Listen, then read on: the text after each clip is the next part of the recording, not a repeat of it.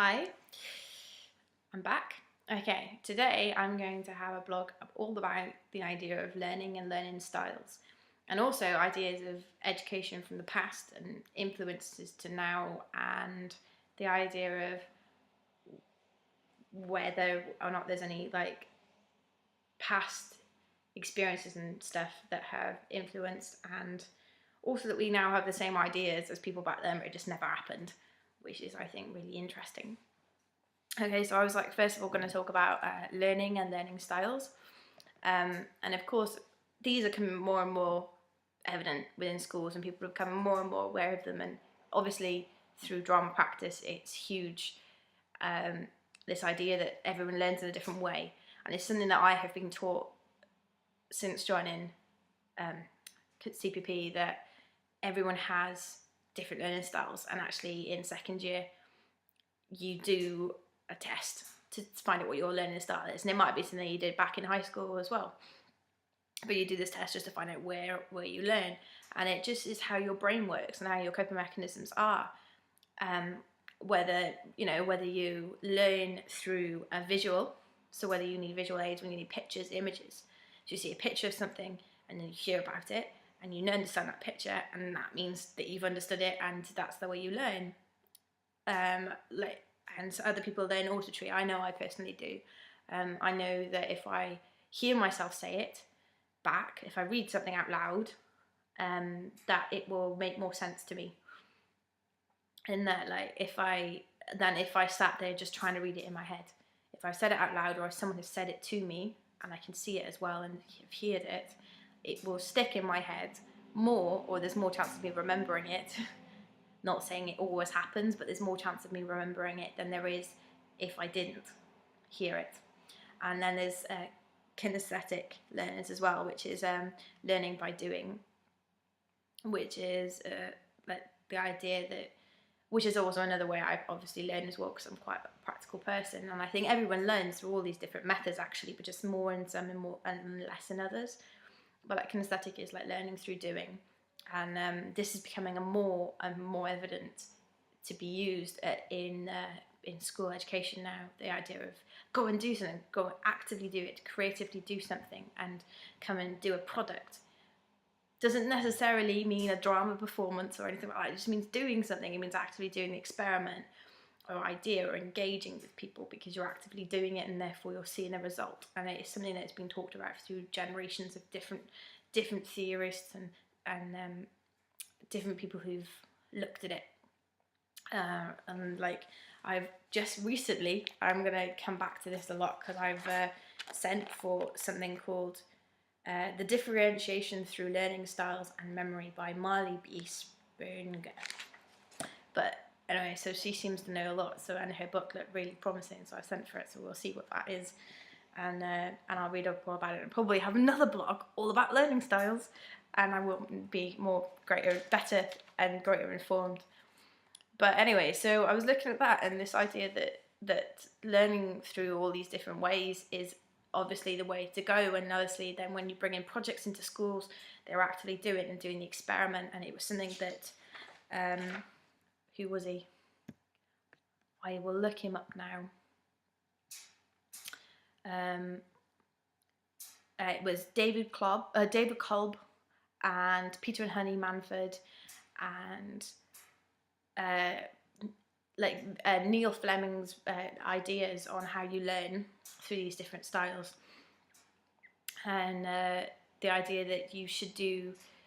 How did he put it? I'll read him, because he's going to be more better informed than me. That you have, okay. So Peter and Honey says that you have an experience, you review the experience, you have a conclusion from that experience, and then you plan the next steps. So therefore, you do the thing, and then you understand it afterwards. So for example, I remember being in English and listening to them talk about this play. It was Merchant of Venice. I didn't get it, was not really getting it at all. Then I saw the play after studying it in class before the exam, and luckily when I saw the play, I get it, because plays are meant to be performed obviously, but anyway, So I saw it and I understood it because I actually actively saw it and heard it, and it was talked about in a different way than it was just in a book. And that's the difference between doing something in a book. Like plenty of people I talk to, I say it myself, is I hate maths. I can't stand maths. Maths is boring. I didn't like maths at school. I had a real hard time when I was in maths. But actually, I actively do maths every single day. When I counted the change for the bus, when I count the change for the bus, when I pay for something, when I look up a timetable. You're actively doing maths in your head when you're doing ordinary things, but you don't actually realise it because you're doing it. And it's something that you've always done. You've always had to go and look at the clock and tell the time. You actually sit there thinking that your brain has to see those numbers and then translate it into something in your head. Which is, I think, the difference between looking at the difference between seeing maths as this thing that you sit in a classroom and you rock back and forth trying to figure out this formula for this thing, when actually it can be in a total different progressive way of doing it and experiencing it and enjoying it. And what was this? I heard a really cool word today. I wanted to say it. I wrote it down. Epistemology. It means the study of knowledge, and the idea that you learn and you study knowledge as you go. And I just really like that word. And I wanted to say it, so I've said it. Anyway, yes. So after like a while of looking at all these different styles of learning, I started looking up. It kind of led me on the path to find the people from the past who have then influenced history and influenced the history of like education.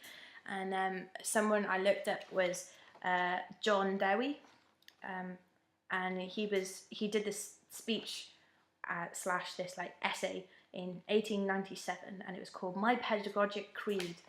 And I looked it up and I found some amazing quotes, and I'll put some up afterwards.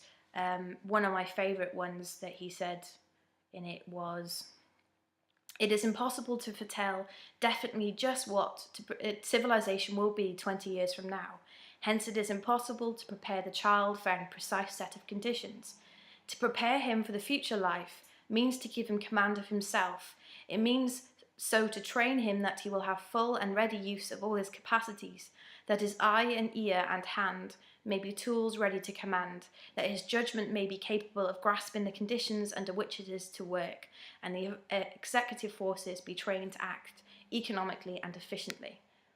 Now, the interesting thing is, he said that back in 1897, and yet a few years ago, Ken Robinson said exactly the same thing when he talked about the idea that how can we tell what this kid is going to experience in the future when we can't predict the financial stats in a week's time.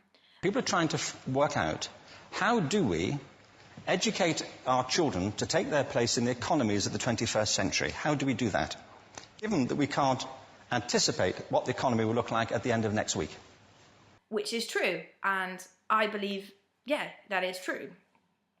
So, and it's interesting to see that in two different things, and yeah, there was obviously in his writing it is outdated because it is from 1897, but a lot of what he said in it is actually still true now, and we're still trying to get into the education system.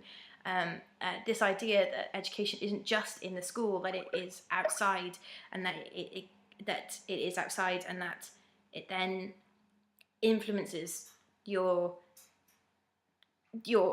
social constructs, influence you in school, which influences you outside, and it's all a big thing. It's not just a little thing you just go to school and you just do your work. It's not that, and it's a thing, an entity in itself, which is what it becomes a lot for kids, is they go to school and then they come home from school and they forget all about it.